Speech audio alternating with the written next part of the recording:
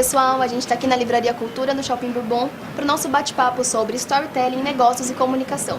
O nosso convidado é sócio fundador da Storytellers, neto de cineasta, futuro romancista e de tempos em tempos, um personagem. Oi, Fernando Palacios, tudo Olá, bom? Tudo ótimo. Para começar, Fernando, vamos falar um pouquinho sobre o storytelling, o significado dele. Da palavra storytelling.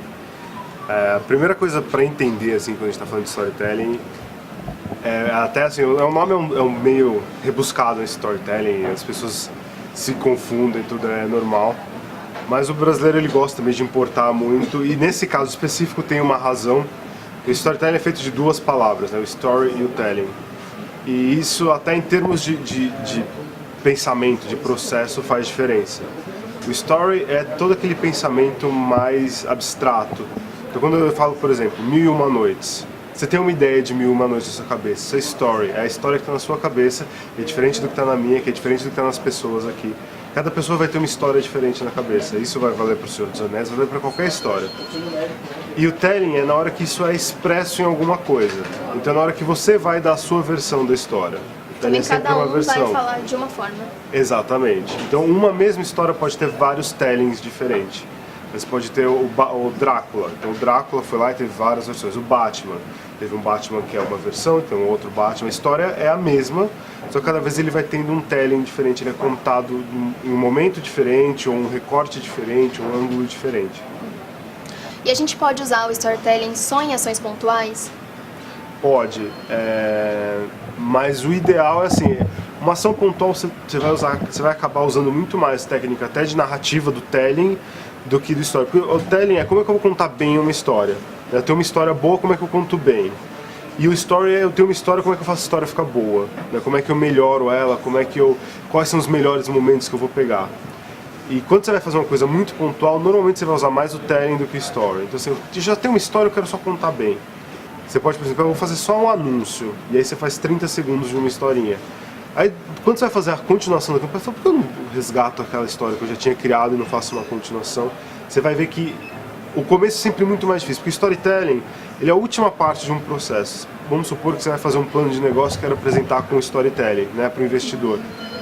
Você vai ter que fazer o plano de negócio como você sempre faria. E além disso, ainda vai ter que criar o storytelling por cima. Então você vai ter bem mais trabalho para fazer o storytelling. Então no começo é muito mais trabalho, mas depois fica tudo muito mais fácil. E aqui a otimização do share de olhos e ouvidos. A gente escuta, mas de onde veio esse termo e explica melhor pra gente. Tá, esse termo eu ouvi de uma amiga minha que é executiva. E o mundo executivo, o mundo corporativo, ele tem muito essa coisa do share, né? Então o share é um jeito de você entender quem é o seu concorrente. Então uma empresa, por exemplo, que trabalha com alimento, vai falar, eu tenho share de estômago. E vai concorrer com uma empresa que vende batata frita, a água também concorre, porque está ocupando o mesmo espaço do estômago. Então todo mundo quer aquele share também. E aí o share de olhos e ouvidos, quando eu estava explicando para ela de storytelling, ela falou, entendi, o storytelling vai te ajudar a conquistar o share de olhos e ouvidos. Porque o que o storytelling faz é isso, ele vai atrair a atenção das pessoas e vai conseguir reter muito mais. Na hora que você conta uma história é muito mais interessante do que quando você fica nos dados e fatos, né? Você consegue envolver emocionalmente, esse tipo de coisa. E qual que é a importância disso para a empresa? A importância é que hoje em dia a gente está num momento, nunca na história da humanidade a gente tem tanta informação disponível. E cada dia, tudo que se publica na internet é cada vez mais e mais e mais. Todo mundo está produzindo conteúdo, cada usuário do Facebook é um produtor de conteúdo, toda vez que ele posta alguma coisa. Então a atenção vai ficando uma coisa super difícil de você conseguir manter. Ainda mais você vai tendo uma segunda tela, uma terceira tela, então o cara já vai ver TV com uma segunda tela e tal. E o storytelling é a hora que você consegue segurar e a pessoa vai no cinema e se concentrar, é uma atenção exclusiva. Você vai no cinema, desliga o celular, você vai ler um livro, você larga tudo e segura o livro com as duas mãos. É o último reduto de uma atenção mais exclusiva. Storytelling, assim, olha, é o seguinte, eu vou te contar uma história, no final você vê você decide o que você vai fazer com ela. E aí você passa 90 minutos contando uma história, que aí no final é só para te vender alguma coisa. E as entendeu? vantagens são inúmeras para uma empresa. As vantagens são inúmeras e as formas de usar também. Né? Você pode usar para explicar para os colaboradores um novo posicionamento de marca. Então todo mundo há 30 anos trabalha com a marca do mesmo jeito, para uma coisa mais popular. E de um dia para o outro vai virar super premium. Como é que você vai fazer a pessoa entender essa mudança? Aí você vai usar uma história que mostre na prática como essa mudança acontece.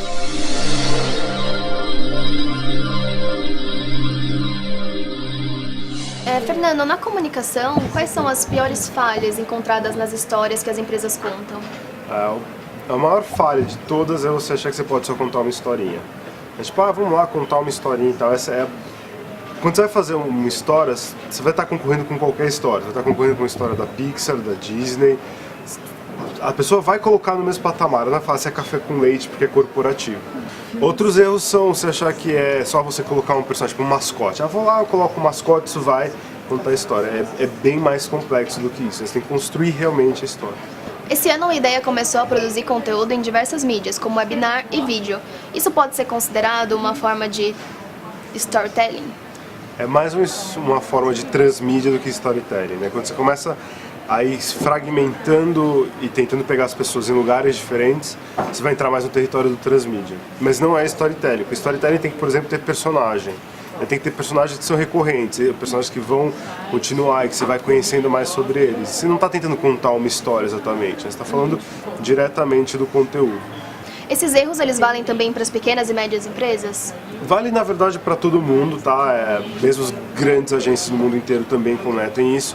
Mas as pequenas e médias, é óbvio que elas estão mais suscetíveis, né? Porque justamente por não ter pessoal tão treinado, não ter esse know-how mais desenvolvido, elas tendem a errar mais. Só que, por outro lado, as pequenas e médias elas têm uma grande vantagem, que elas têm a paixão. Às vezes elas têm o próprio fundador ainda, elas têm as boas histórias, as pessoas que estão lá viveram as histórias que estão ali. Então é só uma questão de contar bem aquelas histórias que elas já estão vivendo. Também a proximidade entre quem está contando e quem vai receber. Exatamente.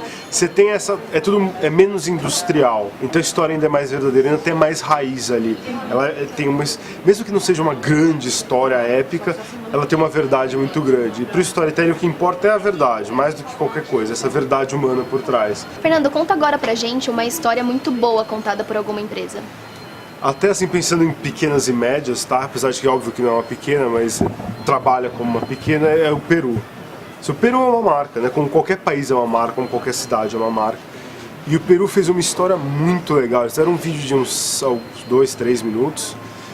E é uma história de um cara que tá já tipo, um futuro distante, mais ou menos 2030, alguma coisa assim. E o cara recebe um pendrive. E ele recebe esse pendrive e ele já fica meio bravo com a secretária, então eu já mandei não me interromper.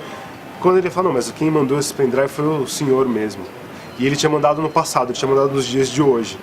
E aí é um vídeo super emocionante dele gravando a viagem. Ele falou assim, olha, eu te mandei, espero que a gente ainda não esteja barrigudo ou careca, não sei o que. Ele vai falando tudo da viagem que ele teve pelo Peru. E aí isso vai tocando ele, assim, é um vídeo super bonito, super simples. E vende todas as características que o Peru tá para vender, a gastronomia, uma viagem de aventura. E tudo isso dentro de uma coisa super criativa, porque ele está brincando com essa coisa do futuro, né? Tem toda a coisa ali. Poderia ser um curta-metragem, eu pagaria para assistir, sabe? Se eu pagasse, eu não pediria meu dinheiro de volta. O storytelling sempre vai cair nesse ponto.